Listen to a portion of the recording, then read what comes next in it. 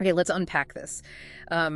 Imagine swinging from scorching, record-breaking heat to a major severe weather outbreak in just a matter of hours. That's the really dramatic meteorological transition we're diving into for Europe this weekend, July 27th and 28th, 2025. Expert, how quickly is the atmosphere shifting here, according to our sources? Well, it's pretty fascinating how rapidly things are changing. We've got this powerful jet stream, you know, and a deep upper-level cold waves emerging from the North Atlantic. It's basically poised to collide with the extreme heat that's already there. Right. And that sets the stage for widespread, really organized, severe thunderstorms across significant parts of the continent. Okay. So our mission in this deep dive is to understand what's driving this intense weather, where it's hitting hardest, and importantly, what it all means for you, especially with such a rapid shift in conditions. And some of these implications, they go far beyond just the weather forecast, actually. First, let's talk about the heat this is replacing. Because, wow, we're coming off an extensive heat dome across southeastern Europe. Reports indicate Turkey setting a new national record, 50.5 degrees Celsius on July 25th. That's the first time they've ever crossed 50 C. And Serbia and Greece hit 44 C. Expert, how does this kind of extreme heat really prime the atmosphere for what's coming next? Yeah, that's a great point. If we connect this to the bigger picture, this pre-existing, really intense heat isn't just background noise. It's basically the fuel for the fire, so to speak. Okay. The prolonged high temperatures created a highly unstable, moisture-laden air mass. Very humid, very unstable.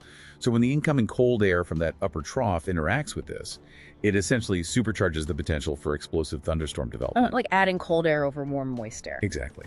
Plus, there's a blocking high-pressure system over the Atlantic, and that's steering this cold wave slowly, which means multiple rounds of severe weather, not just one quick hit. Multiple rounds. Okay. And the recipe for these storms sounds intense. High atmospheric instability. We're talking convective available potential energy, or MLCPE, values up to 2,000 plus J-killer, combined with extreme wind shear. What these numbers really tell us is that we're looking at conditions ripe not just for severe storms, but for truly explosive, rotating supercells, the kind that demand immediate attention, right? Absolutely. Those conditions, particularly the high shear indicated by curved photographs and storm relative helicity locally over 300 meters of supercells, point directly towards a heightened risk of supercells. So we're first, Sunday, July 27th. Okay, Sunday. The high-risk areas look to be northeast Romania, northern Moldova, and southwestern Ukraine. And the threats there are pretty significant. Very large hail, potentially up to 6 centimeters in diameter. 6 centimeters, wow. Yeah. Severe damaging winds gusting up to 120 kilometers, the potential for tornadoes too, and torrential rainfall leading to flash floods, possibly up to 100 millimeters in just 24 hours. That's a huge amount of rain. Then Monday, July 28th. Monday, the focus shifts. It moves towards Italy and the Adriatic Sea region. That includes Croatia and Slovenia. And really, all types of severe weather are likely there. Tornadoes, damaging winds maybe up to 90 kilometers, and large hail again, up to 6 centimeters. So, if you thought packing for a summer trip to Europe was tough before, try packing for this kind of weather whiplash. Exactly. And that raises a really important question. What actually happens when extreme heat and drought are abruptly replaced by severe storms like this? This weather whiplash idea. Yeah, it's critical. Think about it. When soils are baked dry and compacted by drought, like they have been across the Balkans, right, their capacity to absorb sudden, intense rainfall is severely diminished. It just runs off. And this massively increases the risk of flash flooding. We could see localized accumulations up to 200 millimeter. 200 millimeter. Potentially, yeah. Yeah. Particularly in areas like southeast Slovenia and northern Croatia. That's partly due to something called training cells. Training cell? Yeah, it's where individual storm cells repeatedly form and move over the same area, just dumping continuous heavy rain, like a train on a track. Ah, okay. And our sources mention some striking historical context, too. Northern Italy, for instance, is apparently known as a hail hotspot. It is. They had record-breaking 19-centimeter hailstones back in July 2023. 19 centimeters, that's incredible. And the Balkans have a history of really unprecedented floods, like that 1-in-100-year event back in 2014. So there's precedent for this kind of extreme water event after heat. Definitely. And connecting this to the broader climate change context, we know Europe is the fastest warming continent. This event really exemplifies these dangerous feedback loops.